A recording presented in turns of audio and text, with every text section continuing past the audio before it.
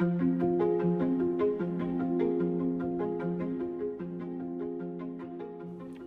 after the attack on October 7th, Israel actually declared formal war for the first time in decades.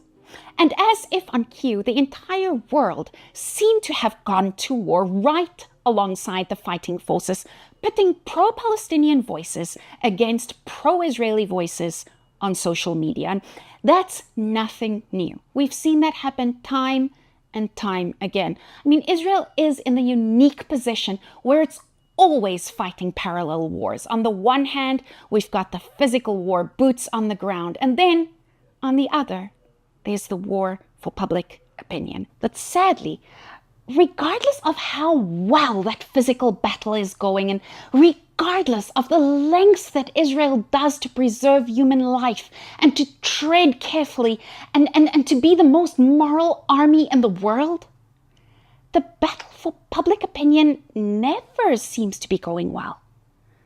I mean, why? What's wrong? Isn't the truth supposed to triumph? Well, here today to help us wade through that miry clay of public opinion is Eitan Chitayat. Eitan, welcome. Eitan is a creative director, copywriter, brand builder, and the founder of the Nati branding agency in Tel Aviv. He's been delivering branding campaigns for B2C and B2B clients for over 25 years, having lived in Hong Kong, London, Tel Aviv, New York, and Boston, working with big names such as Google, Volkswagen, American Express, and Toyota, as well as Israeli companies like Amdocs, the Jewish Agency for Israel, and Taglit. In 2015, Eitan created a video that went viral called I'm That Jew, and it's been viewed more than 15 million times on various platforms. He also gave a popular TED Talk to explain the motivation behind this clip. Eitan has consistently been an advocate for Israel and the Jewish people, gaining a following on social media, but since October 7th, he's dedicated all of his time to fighting Jew hatred and anti-Semitism, focusing on building Jewish pride. Eitan, thank you so much for being with us today. It's my pleasure. Now, you have consulted with the who's who. You have done campaigns for all the big names, but I think your name was launched into the spotlight with that video clip that we just mentioned. I'm That Jew. 15 million views. Something like that, yeah. Now, I have so many questions about that, but let's suffice with the following. Sure. For those of us who haven't seen it, and yes, I will give you the link to that in the bio. However, can you just give us a brief synopsis, 30 seconds of what it's about? And then what was your heart in making it? And why did it touch so many hearts? Sure. After Charlie Hebdo, if you remember the massacre in Charlie Hebdo, there were a couple of Jewish people that were killed in a kosher supermarket. A friend of mine who was living in France at the time, who's Jewish and lived in Israel, I called her to check in on her. And she was terrified, and she wasn't telling anyone that she was Jewish. And I thought to myself, this is in 2014, 2015. How can, in this day and age, someone be afraid to say that they're Jewish? And so I sat down and I wrote, I'm That Jew, and I just sat down and it just came out. And what I was feeling solidarity with her. A lot of people that see the piece think that I'm speaking about anti-Semitism, and it's a statement about anti-Semitism, but actually what it is, it's a statement of solidarity for my Jewish brothers and sisters around the world. Right. And I think I was able to maybe break the stereotype. When you say a Jew, you might think a land grabber, we own the banks, we own the media, all sorts of ridiculous things like that. And my statement was, no, that's not me. This is me. And I'm not one thing. I'm infinite things. And I think that spoke to a lot of people. I want to discuss the war that we are all engaged with at the moment. And that is not a war that's happening on a battlefield on the ground. It's not a physical war. Now, For that, let's go back approximately 11 years, way back when, in 2012, Operation Pillar of Defense. And that was the second conflict between Israel and Hamas, if I'm correct. Now, that is currently being known as the first social media war. Fancy word just for the IDF, Hamas, ordinary citizens taking to, then it was Facebook and Twitter only, sharing their images, sharing their videos, argumenting, sharing what this is like for them. So can you help us out a little bit with the origins of the social media war? How did it start? I remember back in the day on Facebook when people just used to post pictures of their families and funny videos, and it was very like personal, getting to know people, staying in touch with people. And I remember during that war when all of a sudden I felt people started posting things that were very anti-Israel. And I'm an Israeli. I was born here. I grew up in Hong Kong and London. I lived in New York and Boston. And I came back to Israel around 15 years ago. And I saw what people outside of Israel were saying, including friends of mine and colleagues. And the things that some people were saying were simply not true. And I don't think that it was something intentional. I think that people started sharing things from resources that somehow had gotten to them. And I felt that it was my responsibility to counter the lie, counter the false narrative. And it was tough to do because I'm not a famous person, you know. I'm a dad. I've got 2 kids, and at the time, you know, I had 1. And it was very, very disturbing for me to see people that I knew sharing things that I knew were not true. And so I started speaking up. And you started to see other people speaking up slowly. You also started to see people who were spreading things about us, whether it was intentional or not intentional. These false narratives were being amplified. And that's kind of scary, because when you have people saying things that are not true about you, and it's on a global scale, like social media, even at the time, like what's happening now is not a surprise for me, because you saw it coming a while back. And it's just grown and grown and grown. And this social media war wasn't really a war to begin with. It was just people expressing. But now it's turned into a war because there is an agenda. There's an agenda that is being fueled by, I think, parties that are interested in more war, more conflict, more anti-Semitism, more intolerance. And there are people who want to counter that with the truth.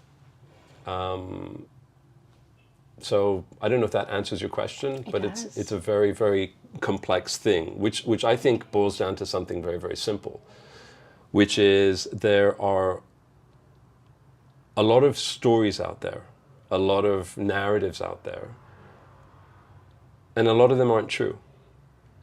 So what are you going to do about it? Are you going to just sit back and say, hey, it's not my problem, I'm just going to live my life? Or are you going to do something about it? And when I was growing up, I mean, I see in your library here, you have lots of books about the Second World War. My grandfather had all the books that Churchill had written. He had The Rise and Fall of the Third Reich by William L. Shirer, which is a book that thick. And it was a responsibility to read it and to understand it and to learn it. And that was my generation, like a few decades ago. Today's generation, I think the young people, they don't read, they don't learn, they don't get into things. It's very bite-sized information. And I think that that's scary. I think that that's scary because when you let that go for too long, then you get to this stage when people are just seeing something, assuming it's true, and if it's interesting and it's moving and it turns you on, you'll share it on social media. And that's what's happened. And we're in that perfect storm of kind of what's true and what isn't, anti-Semitism, intolerance, all of that together, because it's so easy to share things now, and so much of it isn't true. So I decided, at least with my stuff, is I'm going to put out what I know is true. And that doesn't mean that I'm against Palestinians, it doesn't mean that I'm against Islam, it doesn't mean any of that stuff. What I'm against is I'm against intolerance, I'm against hatred, and I'm against people coming to slaughter you. Yeah, but it doesn't start with people coming to slaughter you. It starts with people speaking. It starts with narrative. Words, how did Hitler come to power?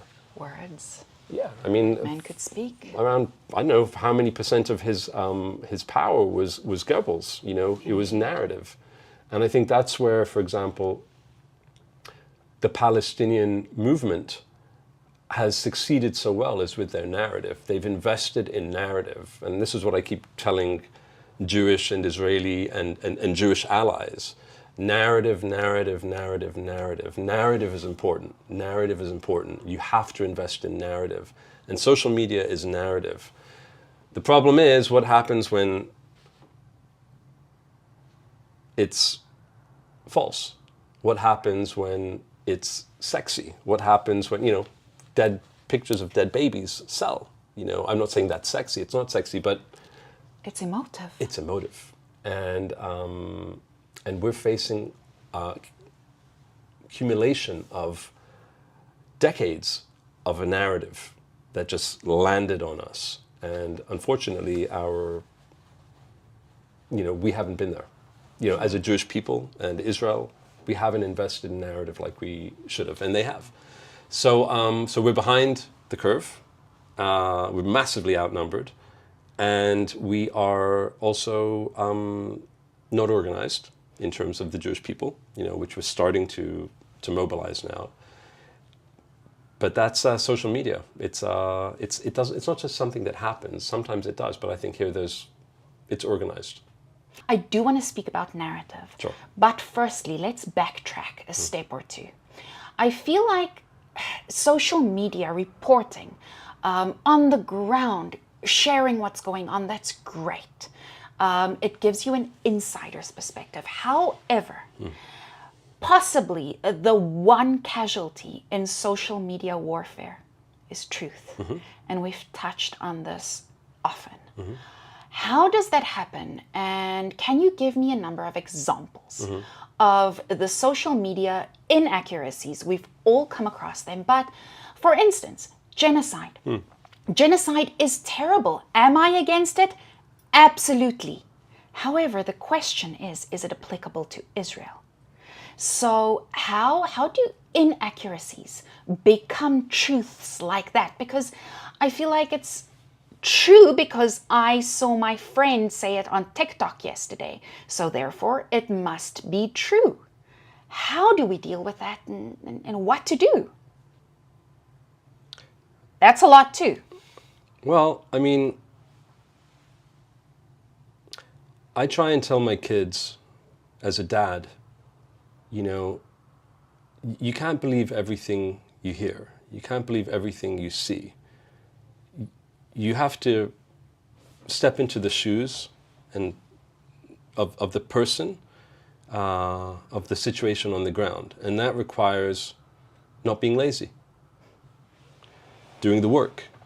If I hear that there's a genocide in some province in China, I don't automatically assume that just because someone's telling me that there's a genocide there, that there's a genocide there.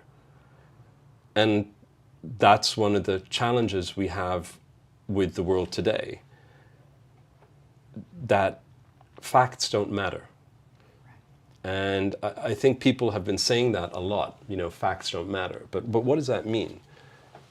if I show you right now a picture of dead people on the ground, and I say, look at this terrible thing that happened, and look at who did it, am I going to believe that immediately? Or am I going to look into it and try and understand context? Because the ramifications of just, look, there's no denying that dead, killed people on the ground is an awful thing. So to examine facts doesn't mean that you're not empathetic to that. But what it does mean is, let's understand the context here. Where are these people? Why are they here? Did anyone stop them trying to leave here? Were they warned about not to be here? Do they believe certain things that made them stay? I'm just making things up right now, but I think that context is so important, because then that allows you to get to the truth. And what's happening with this genocide claim is people are saying there's a genocide, there's a genocide, there's a genocide in the context of this conflict right now with Hamas.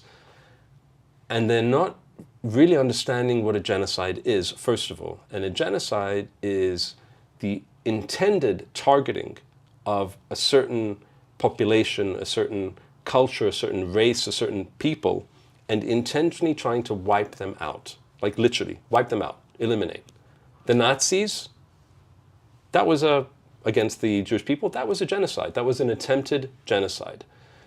And the crazy thing is, if you look at the Hamas charter, which has been updated, but their intention is very clear.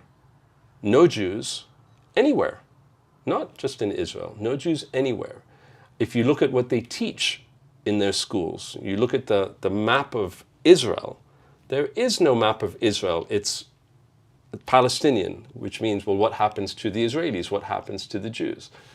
So people are repeating this claim of genocide without understanding, A, what a genocide really is, and not understanding and not wanting to believe what's actually really happening on the ground, which is not a genocide. If there is a genocide in the context of the conflict, then we're doing an awful job, because the Palestinian numbers are just like this throughout the last 75 years. It doesn't mean that Palestinians have not been killed. It doesn't mean that there have not been wars, but an intentional killing of the Palestinian people as a people, it's just not happening. And people who are watching this who don't agree with me, who have heard genocide, genocide, genocide, there might not be any talking to them because they've been so brainwashed already. But if you are able to take a step back and be objective and read that book and meet people and come to Israel and see what's happening, you'll see very quickly that that's not true. The problem is, that's not the world we live in, is it? I mean, No. people aren't brought up to do that critical thinking, which is critical for knowing what's going on, and not living in like La La Land, not in crazy made-up fantasy world. So, and you also have to remember, like, the people who are saying, for example, something like genocide, do they have an agenda? Right. Agenda is very, very important. That's also part of the digging deep. Well, who's saying this? Why are they saying this? Is there an ulterior motive here? Are they objective? And I think that Israel, for better or for worse, we are a democratic state. We do have a pluralistic society. We have Muslims living in Israel, Arabs living in Israel. We have Christians living in Israel. We have Jewish people living in Israel. We have all sorts of people living here. It's a pluralistic society. It's a democracy. Are the people who are saying this in our neighborhoods, are they a democratic society? Are they allowed to express themselves, or are they just being told what to say and saying it, repeating it, repeating it, repeating it? It's challenging, but you have to double down on the truth, and that requires work. It's Jordan Peterson, who he has a quote which I really like, and it goes something like this. He says, "You want to have an adventurous life?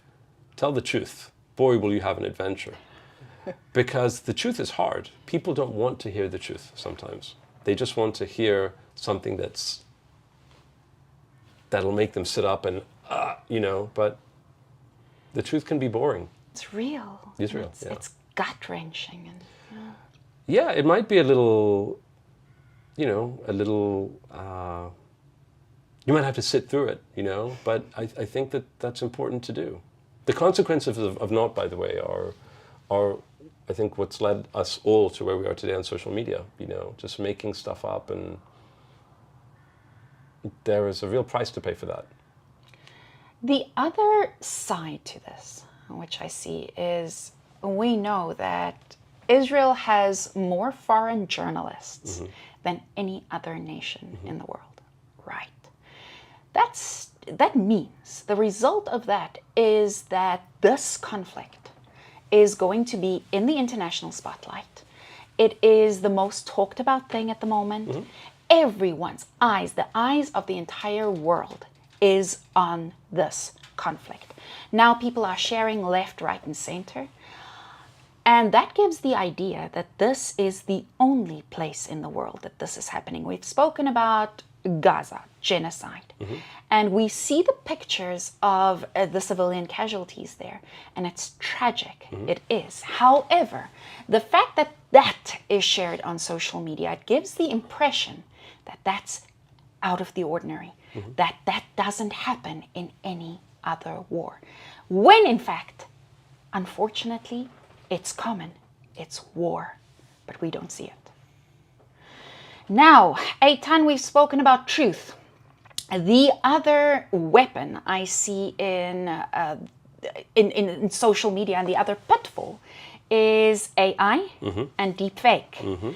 And that's something we've seen a lot in the social media conflict, especially from the pro-Palestinian side that says, October 7th never happened. It's deepfake. It's a false flag operation, and Israel staged it all.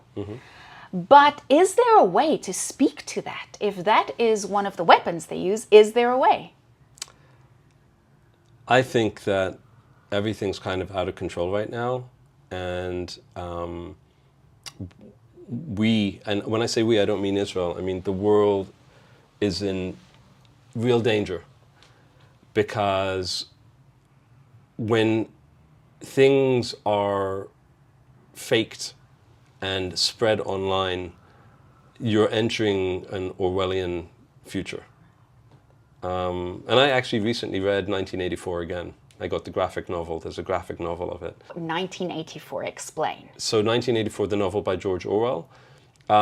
It presents a world in the future where there is no truth anymore. That anyone can say anything, and a certain political body has come into power and conditioned everyone to believe a truth that isn't true. So people's minds have been hijacked. And there's a similarity to where we are right now, where this is the beginning, that those people who just let this go, who don't challenge false narratives, whether it's by real people who intentionally want to misinform, or by the silent majority who just, it's not my problem, I'm just going to let it go, or people who are delivering technologies like bots, which I'm facing a lot of, which I can talk to you about, or deepfake stuff. If you don't challenge something that isn't true, it'll grow. The false narrative will grow and grow and grow. And then eventually those false narratives will be perceived as truth.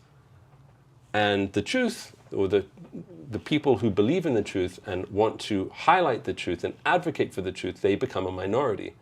And that's a very scary world to live in. The production of this investigative series is made possible by the generous donations of Christians from around the world. You can also make a difference by supporting this initiative.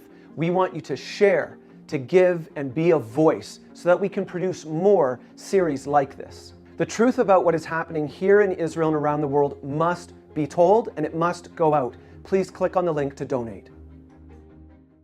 And the question is this just happening randomly?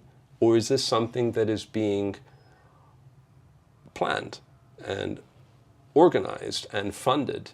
And I think it's a bit of both. I think that you have international players like Iran, China, TikTok. Look at TikTok. There is evidence that the Jewish narrative on TikTok is being suppressed, and the Palestinian narrative is being completely opposite, is being supported. Expound on that a little bit for us. Well, there's if you think about the governments, and again, I'm not an expert. If you want an expert, we can talk about like bringing on Emily Schrader or something. But there is a vested interest in, I think, world domination. Is it going to be Western values? Is it going to be China values? Is it going to be radical Islamic values? And the power of China is growing. And you saw with elections how, the Russians and the Chinese were able to influence American politics in America, and they did. You can do that with other things too. You can pit people against each other. So this rise of bots, where what it basically means is if I say something on social media, if I post something on, I don't know, Facebook or on Instagram or on Twitter or on TikTok, then I can be targeted by people or bots that the agenda is to not agree with my position and to flood my feed with people who deny what I'm saying, disagree with what I'm saying. And it makes it seem like real people are disagreeing with it. And so when you see someone saying something on social media and you get tens of thousands of comments to the contrary, then you as a human being are like, oh, well, that must be true because a lot of people are saying that it's not true. And then innocent people who honestly don't have, okay, well, I'm not here and I'm not there, they'll probably go to the majority is saying this, so it must be true. That's happening a lot when it comes to Israel. That's happening a lot. It's fueling anti-Semitism, and too much of that happening, too much of that not being countered, it'll just grow and grow and grow and grow. Why it's so important right now? It's so important to speak up against things that don't make sense. When someone says something, to fact check it with real, and that's another problem. What's a real journalist? Oh, my goodness, that's another thing of the social media. You're going to go to CNN, wars. is it Fox, or is it you're going to go to Candace Owens, or are you going to go to Joe Rogan? I mean, these people are not, journalism, to me, it's a shame. Like, I think journalism, real true journalism is dying. And there are social media influencers, and I'm not a social media influencer, but there are social media influencers who have a lot of power based on the amount of followers they have, not because of what they know necessarily. And some people, of course, are influencers with a big following and they know a lot. And I think that those people are the ones to follow. But then there are ones who have, like, look at Kanye West. Kanye West had, what, 100, look, Bella Hadid. I don't know the number, but I think it's 150, 170 million followers. There are 9 million people in Israel. She has over 100 million followers on Instagram. So when she says something which is, let's say, anti-Israel, whether it's true or not, that's... Bella Hadid said it. Bella Hadid said it. And so... it must be true then. It must be, yeah. That's what we're up against. Oh my, okay, all right. Case in point with the bots. Mm-hmm. I see that so often. Yeah. Simple example. IDF posts. Mm-hmm. Here we bring you evidence from the tunnel in Gaza. We're showing you left, right, center. This is where they come in. This is how much this tunnel would have cost. And then you have thousands of comments. Mm-hmm. This isn't true because... Exactly. Yeah. And Israel doesn't have the manpower to go and counter every one of those. So, okay, let's get to that. But first, a question. In your opinion, who do we follow? And we'll put it in the bio. However, Can you give us a few suggestions of who to follow? You said journalism is a bit of a shame at the moment. So give us, in your opinion, who speaks truth, except for you. I think that there are quite a few people to follow.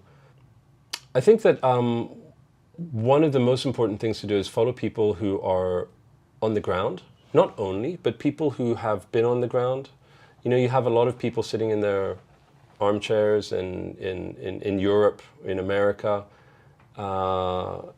They've never been here. It doesn't mean that you can't have opinion, but I think the people to follow are people who have seen with their own eyes. They've spoken to people on both sides. I think Douglas Murray has done an extraordinary job, and he's not Jewish. He's done an extraordinary job of truth-telling. I think I mentioned her before, Emily Schrader. Arsen Ostrovsky, he's great as well. I've recently discovered, though, even someone who is the lead singer of a band called Disturbed. I know. David Draymond. I didn't know who he was a month ago. Again, I'm ridiculous. Neither did I. But okay. he is, you know, he's a singer, but he does speak the truth, and he speaks the truth based on experience. I think that there are also several Arab, Muslim, and Christian, let's call them influencers, people with a reach. You had mentioned before that you're going to be interviewing, or you have interviewed, Bassem Eid. Eid. Yes.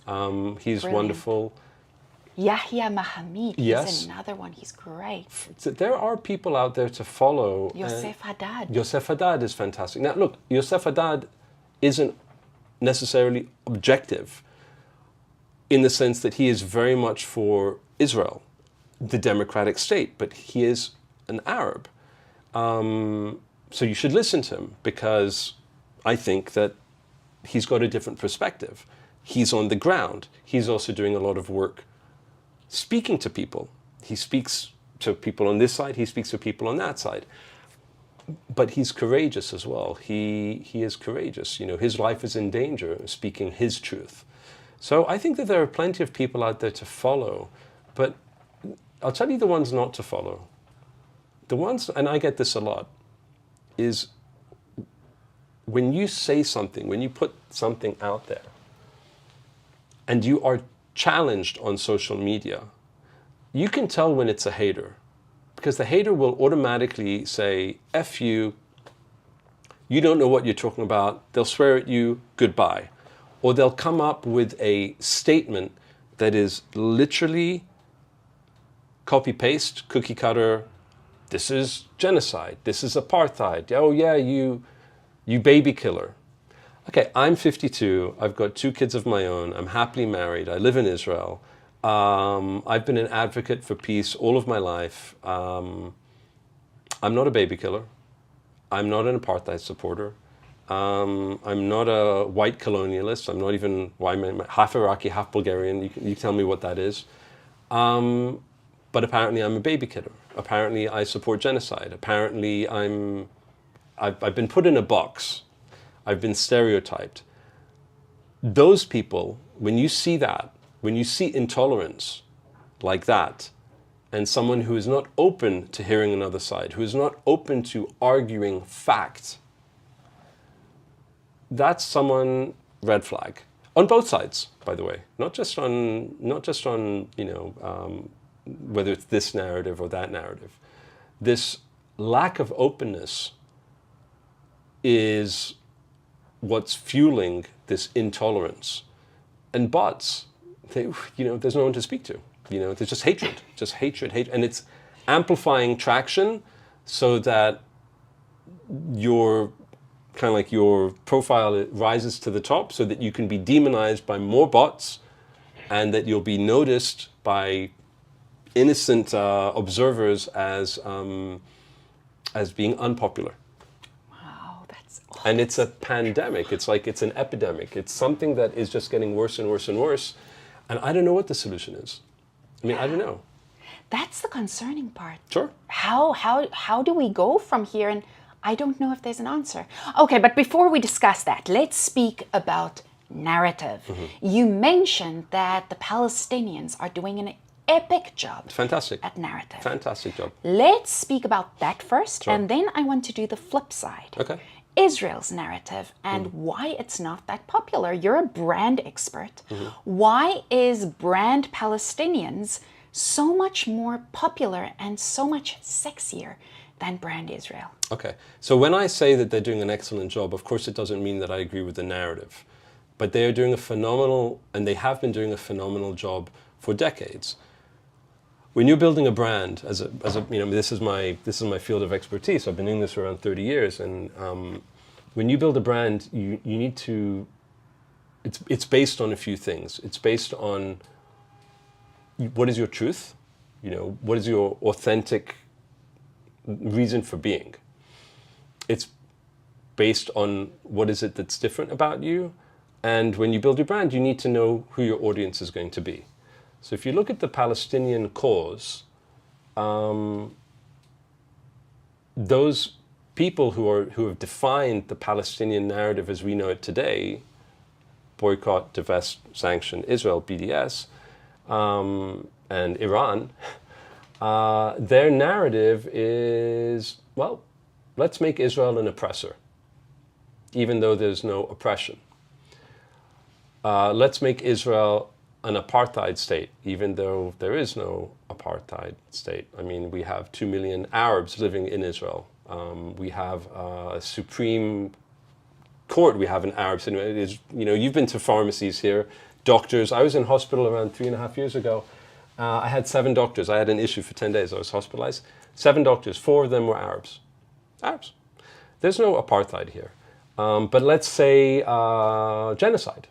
So their narrative was oppression, genocide, apartheid, colonialism. That's the narrative that we're going to force down people's throats.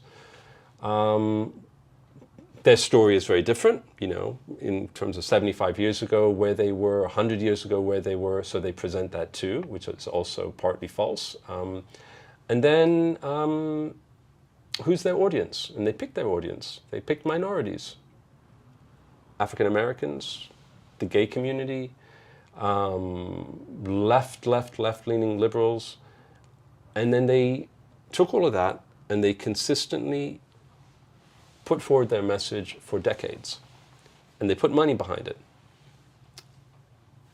And they kept going. And they kept going.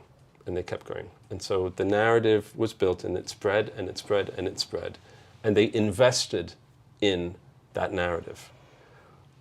On the other hand, Israel and the Jewish people have not invested in narrative over the last 2 or 3 decades. We've got Israel, startup nation. We're Jewish. Okay. But with the Palestinian rhetoric, they have been, even when times are good, even when times are bad, they are consistent with their narrative. You see an explosion right now of Jewish narrative right now online. At least we feel internally an explosion. But again, we're only 16 million people in the world. So I don't know how much people outside of our bubble are seeing that. But you're seeing an explosion right now because we've kind of like woken up to the fact that our narrative is pretty much non-existent. We don't even have a counter-narrative. So we're all scrambling. But their success is that they have been on message, not the true message, but on message. They have been consistent with it, and they've been putting money behind it. We've got thousands of influencers and Jewish organizations with thousands of different messages that are all over the place. And we're not consistent, and we haven't really invested in it. We haven't put, and that's the problem. And we have to start doing that, even though it's going to be practically impossible to counter it, because as a base, the Palestinian narrative has, and I think that we need to be honest about it, you're starting off with it around 1.6 billion Muslims who are naturally going to go to the Palestinian narrative based on what I'm seeing because they are sympathetic to the Palestinian cause. We're 16 million. That's our base. Massively, massively outnumbered. The crazy thing is, I'm all for the Palestinian cause. I'm all for a Palestinian people living side by side in peace with Israel. Side by side, though, not instead of. You can be critical of Israel and for the Palestinian people. I mean, I'm critical of my government on any given day, but I'm for innocent and peace-seeking Palestinians to live side by side with me. I just think that our narrative is it's critical to invest in narrative right now. It really is. And I think that that's where we don't do a good job. And I just don't think that we ever really have been. I think maybe the only time we ever have been good at narrative is when we've been the underdog, because people like the underdog. But I'll tell you what's interesting is we're still the underdog. You know, we were the underdog like in all the wars that Israel has had, because you see the map and we're surrounded by Arab countries that, you know, might not like us. But the narrative has been hijacked. We're seen as Israel is seen as a Goliath. But if you zoom out, you'll see that we're still very much the David. It's the perception. So the brand that the Palestinians have built, to me, is a perceived reality, but it is not reality. It's a much more sexy message. We're the underdog, we're poor, we're oppressed, it all sounds great, and it even, you know, even when I say it, I feel sympathetic. And I do, and I feel sympathetic for the Palestinian people because of what's happened to them, but not by Israel, by their own leaders. So it's a mess. It's hard. And it's so hard to, because I'm talking and I want to lead to some type of solution, some type of light, you know, and the light is truth, but it requires people to speak up. It requires people to learn. It requires people to do work, which a lot of people don't want to do because we're leading such cushy lives. We get up in the morning, we switch on our phone, we press the button, the coffee is made. It's work to get to the truth nowadays, but it's required. Okay, let's go to that. What can we do? Now, you're speaking to a number of people who do want to do something. I am. Well, I'm here, Yes. and so Help. two things. Two things I want to speak about. The first, you said we need to counter the narrative, huh? And I'm going to be honest with you. Sure. You're Israeli, you like that. So Only. As hard as it is, that's what matters, you know. during the first few weeks after October 7th, I was on social media 24/7, and I countered everything I found. I would wake up at night and check things and then argue, but this isn't true. And I got into arguments with people about whether October 7th is true or false. Now, I feel like there is an audience the ship has sailed. We can't get them back. How do we step up in the social media war to counter the narrative without getting shot in the face in the first few minutes? You have to accept that you're going to get shot in the face in the first few minutes. Okay, who do we engage with and how do we counter? I'm going to try and answer that without sounding bleak. Let's talk about what's driving what you can do first. The question that I ask myself every day is, what is the kind of world that you want to live in, Eitan? And I ask my children as well, and I speak to my children about this. Do you want to live in a world where I look at your lips and I say, yeah, your lips are green, but your lips aren't green, they're red? No, they're green. Do you want to live in a world where someone is saying to you something that isn't true and that we just accept it for some reason? Or are you going to fight for, no, your lips are red? Because today your lips are green, tomorrow the sky is purple, and the next day, and this is again going to 1984, things that are not true become true. It requires understanding that the truth is precious and the truth is important, and that your personal truth is important. It requires understanding that you can't take that for granted. Because if you just start accepting things as true without consistently examining whether they are true or not, then you're in a downward trajectory to where the world is going. That's what I believe. So, where can you go? I think that you have to look at, when people say something, to look at the person that's saying those things. Context. Examine context. Be less lazy. You know, and it's true. It's even like with people who advocate for the Jewish people. There are many, many Israelis, politicians, social people in the, social influencers, that I don't agree with. But I don't agree with them not based on a headline that I saw somewhere. I don't agree with them based on a headline that I saw, an article that I read, another news source that I went to on a different platform, conversations that I've had, trying to examine things from all sorts of different angles. Those are the people that I think that people should follow. Someone like Douglas Murray, who is at this stage not objective. He has an opinion, and he has a strong opinion, but he has a strong opinion based on what? Go and read his work.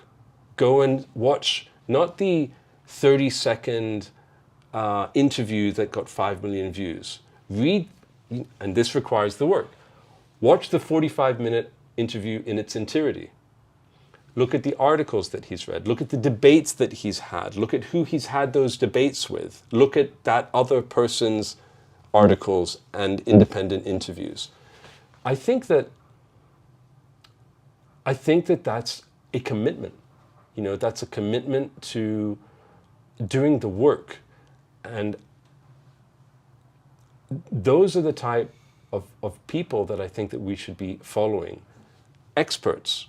Also on the other side, there are plenty of people who I might not agree with in terms of their opinion, but they're telling, as far as I can see, a truth, and some of their points are valid. Do you know what I mean? Like it's hard to. Well, who do we follow? What do we do? It's the world we're living in, and if we as individuals don't step up and ask for a better world, look, I can just say to you right now, look, genocide is awful. Okay, what's genocide? Let's have that conversation. Well, genocide is, okay. Are they causing it? Who says they're causing it? Who's not saying that they're causing it? You have to dig deeper. And I think that that's the biggest challenge. We're living in a society, we're living in a world where what we hear is what we think. And the more people that we're hearing saying something, then the more that we think that must be true, even though it might not be. So at least you have to be open to it. And the people to follow are the people who are presenting arguments based on fact and not based on what they're saying that will just trigger you for an emotional response. And it's very hard to find those people unless you're committed to making that something that you really, really care about. I care about truth. I care about it immensely. I mean, what's the point in living in a world that your lips are green? And it might be a silly example, but today your lips are green. Tomorrow the Jewish people are committing a genocide against the Palestinian people. But that isn't true. Yes, it is. Yes, it is. Yes, it is. No, it isn't. Look at the facts. Facts. Yeah, I saw a picture of a dead baby. It's a fact. No, the dead baby was in you have to go back to what type of world do you want to live in, and as a father, what type of world do I want my kids to live in?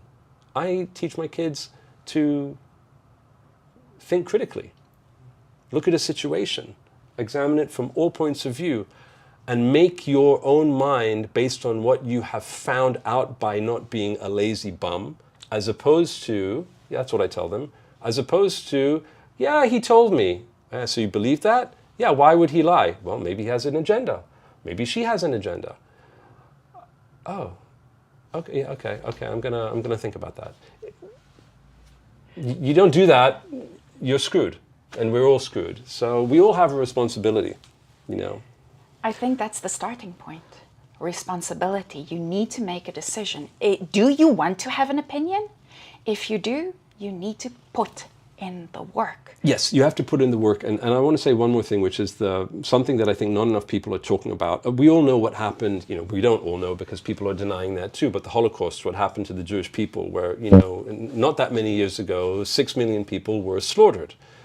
Okay, why were they slaughtered?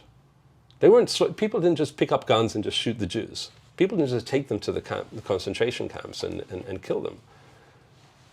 There was a movement of radicalization, and there was a narrative.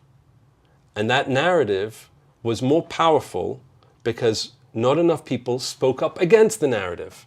And by the time people woke up to what was happening in Germany, the Nazis had gained power.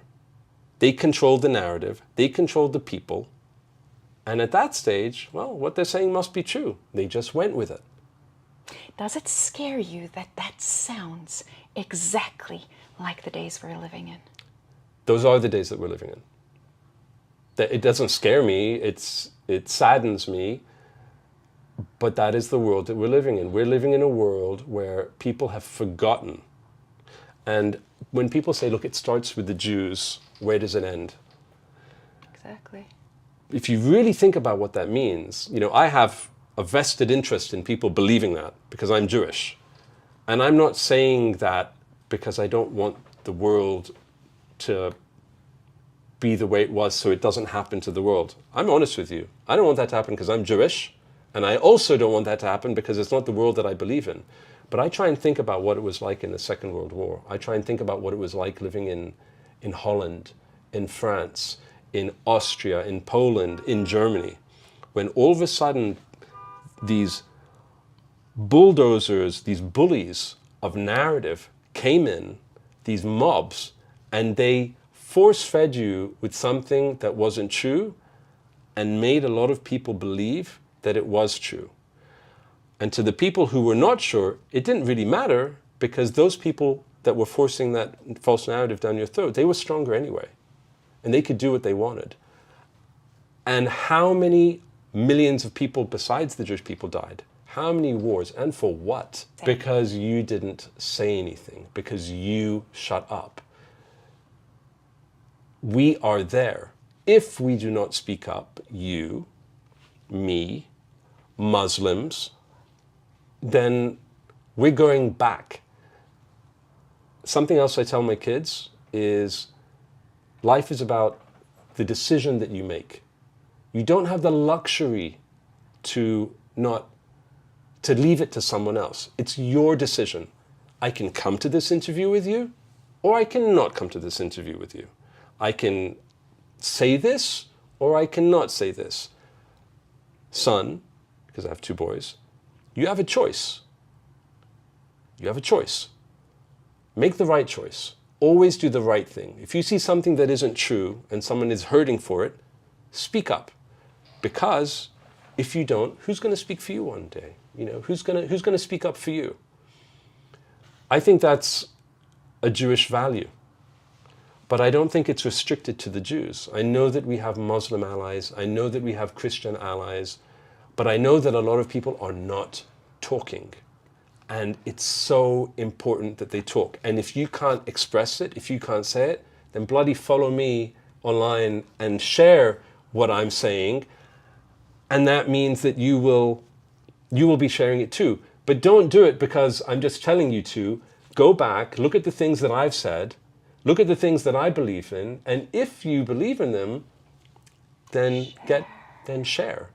But speak. Do something based on an informed decision that you have made and not something that someone has just put out there that you think will make you look cool. That's the world that we're living in today. The perception is more important and attractive and will make you feel good than the reality. And I think it takes bravery and courage to speak up, especially when you're outnumbered. If it's the truth will win. So when you say, are you scared? Yeah, of course I'm scared, but I'm also confident. I'm confident that we will, when I say we, the collective we, I'm not talking about the Jewish people, I'm saying the people who believe in humanity and morality will win. Not because genocide is wrong, but because genocide, the genocide that you're saying is happening, is actually not happening. That truth will win because enough people will speak up. And what that actually does is it preserves the sanctity of the word genocide for when it really does happen. Because if you're saying that this is a genocide when it isn't, what happens when a real genocide happens? 1984. It doesn't mean anything anymore if you've already bastardized the word genocide, then people are going to pay. So these things are precious. They affect everyone. So you've got to speak up. But you've got to speak up based on what you and I have been talking about, which is like based on the work that you do and the and you have to be courageous. Those are the people that are going to make a difference, I think. Now I have a question for you. Ask away. The people listening, if they want to be heard, and here's the background to that. We have so many people out there. And before the interview, when we were speaking, and I told you, Israel has so many Christians who stand with them, and you said, really? How will you hear us? If we want to speak up, where do we speak that you hear us? I think, look, again, it comes back. Look, as a Jewish person right now, we're like this. You know, we are facing an existential threat, and we are in crisis mode. We are in emergency mode, and we are all fighting. I mean, I can tell you right now, almost 5 months, we're exhausted. Our army is tired. The people speaking up are tired against all the hate. The economy here is suffering. You see Jewish people everywhere around the world. There's insane anti-Semitism. And in many ways, it's easier for us here. Yes, there's a war going on in Israel, and a looming war as well. You know, by the time this airs, I don't know where we're going to be with the situation in the north with Hezbollah, let alone Hamas. But we're not seeing, we're feeling support, but we're feeling much more hatred and much more intolerance than we are seeing support because of who's up against us and what a phenomenal job they've been doing in terms of sowing the seeds of false narratives. It's very simple. It's what we've been talking about. When we see people speaking up, when we see people countering things that are really false, then we'll see it. And I'm certainly not complaining. I'm just saying we don't see it enough. We don't see it enough in the media. We don't see it in the comment sections of Facebook, and we don't see it on TikTok. We don't see it in many different ways. Like you look at American campuses right now. American campuses, I don't know if your viewers know, but again, our problems are small because we're so small as a demographic. 0.2% of the planet. That's 0.2% of the planet is what the Jewish people are. Campuses, we're not even perceived as a minority. You know, that's the way a lot of Jewish people feel. So the blacks are perceived as a minority. Asians are perceived as a minority. The gay community are perceived as a minority. Even women, they're not a minority, but they're perceived as, you know, receiving hatred and misogyny. The Jewish people, well, we deserve it. You know, that's kind of like the perception that we're seeing a lot of the time, unless people speak up. So how is to just literally do it? Is to just get in the fight. It's everyone's fight. It's, you know, today it's us, tomorrow it's going to be someone else. I don't want to go to the Nazi analogy again, but you know, if it swells too much, there's a point of not a point of no return because we came back from the Nazis, but there's a point of a huge, there's a price for silence, you know. And again, I want to make one thing clear, because this is always the argument. Whenever you say, but you're silent about the Palestinian cause, so why should we trust you? Because I'm not silent about the Palestinian cause. I want the Palestinians who want to live side and side in peace with us to live in peace and prosperity. I want that. But I don't want a Palestinian state taking over us, and I don't want a Palestinian state sworn to our destruction side by side, and I don't want Palestinians who are allowed to spread hate and intolerance that will ultimately lead to my demise. That I'm not for, but I am for peace. That's what I believe, and I think that people, good people, should say the same thing. I don't think there's anything wrong with what I just said. I want peace. Right. Just not with people who don't want peace with me. And if they don't want peace with me and they want to kill me, then it's war. And I think anyone would say the same thing. You know, not at the expense of my survival and not at the expense of my kids' survival. And I don't think that Israel being a state and the Jewish people being who they are in the world is at the expense of anyone else. I think that's the story that our enemies are trying to tell. But we've made peace with our neighbors. We have no interest in an endless war. We have no interest in the destruction of Muslims. We have no interest in the destruction of the Palestinian people as a state. We have no interest in apartheid. We have no interest in colonialism. We have no interest in genocide. We have no interest in any of that stuff. What we have an interest in is coexistence and peace. And I would like to think that all moderate people in the world believe in that too. So if you're moderate, speak up.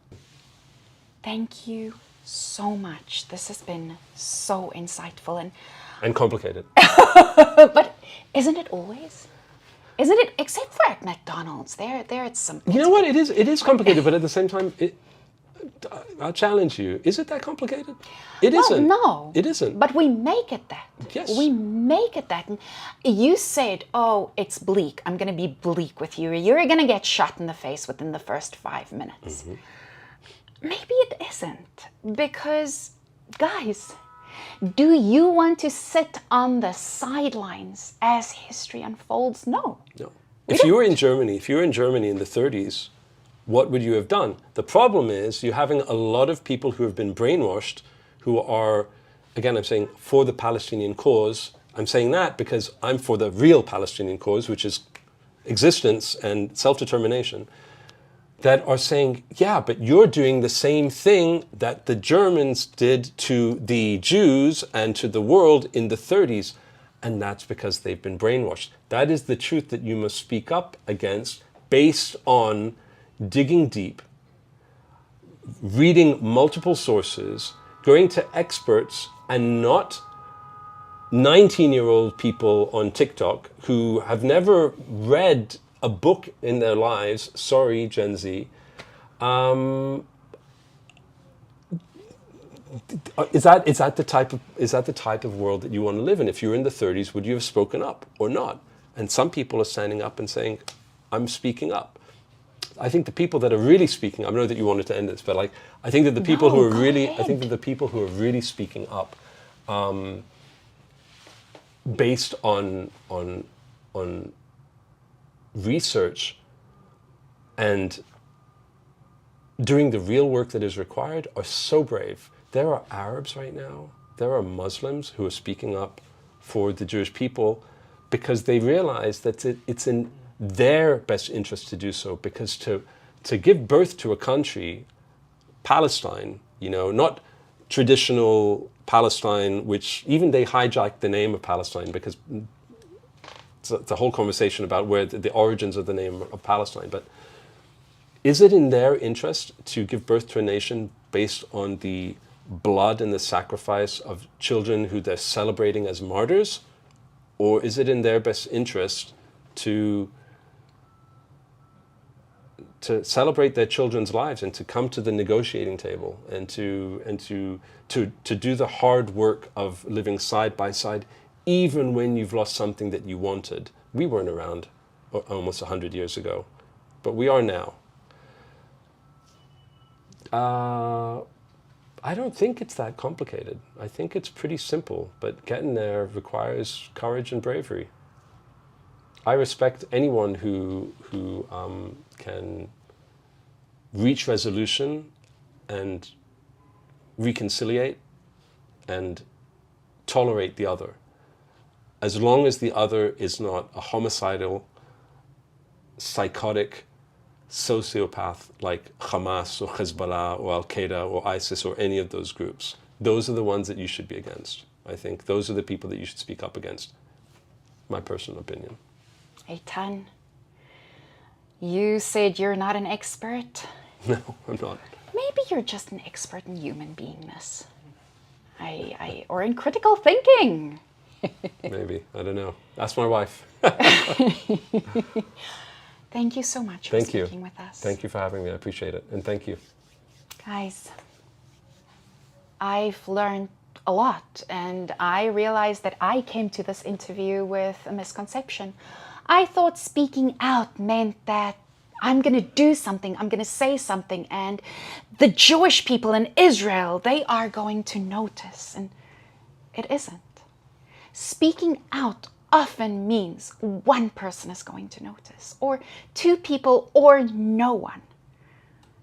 But it means doing the right thing. It means that I am shaping the world that I want my daughter to live in. It means that I can look myself in the eye. So, what does it take to do that? Work, apparently. Work. We came here to work. We came here to make the world a better place. And even when it looks like we're not doing that, it's a choice. Right. We have a choice. We always have a choice. You can do this or you can do that. And you got to make a choice. Don't let someone else make that choice for you. I know you. I know who you are. I know who is listening to this. And I know that you are not going to allow this to continue. You are going to speak out because this is important to you. And I know that the last thing you are going to do is to sit on the sidelines of history while a world is being shaped against our values, against biblical values. So do the work and speak up, even if no one is listening.